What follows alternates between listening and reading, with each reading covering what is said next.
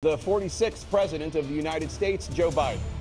The 45th President of the United States, Donald Trump. I've never seen anybody lie like this guy. You have the morals of an alley cat. Making sure that we continue to strengthen our healthcare system, making sure that we're able to make every single solitary person eligible for what I've been able to do with the with the COVID.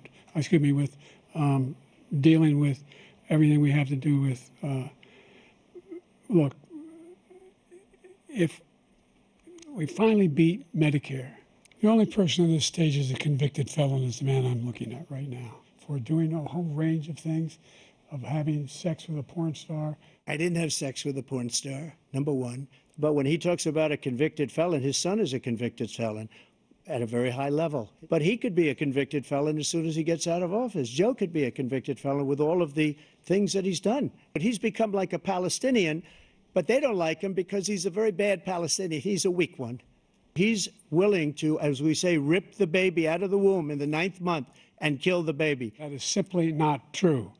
The Roe v. Wade does not provide for that. What do you say to voters who have concerns about your capabilities to serve? Well, I took 2 tests, cognitive tests. I aced them. He took none. I'd like to see him take one, just one, a real easy one.